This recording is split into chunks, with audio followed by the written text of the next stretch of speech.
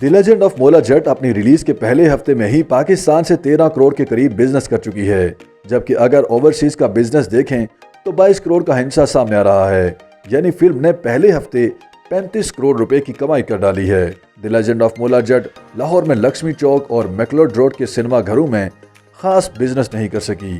ایسا نہیں ہے کہ یہاں فلم دیکھنے کے لیے شائقین پہنچے نہیں، بلکہ فلم لگنے کے بعد ٹکٹ ریٹس میں اضافہ کیا گیا ہے، جس کی وجہ سے بہت سارے لوگ فلم دیکھے بغیر ہی واپس لوٹ گئے۔ یہ فلم 4 بڑے سنیماؤں کی چین میں نہیں لگی، جن میں بحریہ ٹاؤن، سنی پیک، سنی سٹار اور نیو پلیکس کا نام شامل ہے۔ پروڈیوسرز کی جانب سے ان سنیما مالکان سے مطالبہ کیا گیا تھا کہ فلم کی ڈسٹریبیوشن کی پرسنٹیج میں اضافہ کیا جائے، جس کو سنیما مالکان نے یکسر مسترد کر دیا تھا، کیونکہ ان کا کہنا ہے کہ آج اگر انہوں نے یہ بات مانی تو پھر کل کو کوئی بڑی فلم لے آئے گا اور یہی رویہ رکھے گا، لہٰذا ہم اس قسم کا مطالبہ نہیں مانیں گے۔ سنیما مالکان کے مطابق جو ایگریمنٹ ہوتا آ رہا ہے اس کے مطابق فلموں کی نمائش کریں گے، لہٰذا ان 4 سنیما گھروں میں فلم سرے سے ہی نہیں لگی، جو کہ پاکستان سنیما انڈسٹری کے لیے بہت بڑا دھچکا ہے۔ اس وجہ سے فلم بین شدید مایوس بھی ہیں۔ فلم بینوں کا کہنا ہے کہ پروڈیوسرز کو ملکی مفاد بھی مد نظر رکھنا چاہیے، ذاتی نہیں۔ پورے پاکستان میں ٹوٹل 140 سکرینز ہیں، جس میں سے دی لیجنڈ آف مولا جٹ صرف 58 سکرینز پر لگی ہے۔ خواجہ راشد، جو کہ فلم بزنس پر گہری نظر رکھتے ہیں، انہوں نے فلم دیکھنے کے بعد دعویٰ کیا تھا کہ دی لیجنڈ آف مولا جٹ پاکستان میں کچھ نہیں تو 100 کروڑ کا بزنس کرے گی، لیکن ایسا ہوتا دکھائی نہیں دے رہا۔ فلم ابھی تک پاکستان میں صرف 13 کروڑ کا ہی بزنس کر سکی ہے، اور بحریہ ٹاؤن، سنی سٹار، سنی پیک، نیو پلیکس میں فلم نہ لگنے کی وجہ سے بھی فلم کا بزنس متاثر ہونے کا خدشہ ہے۔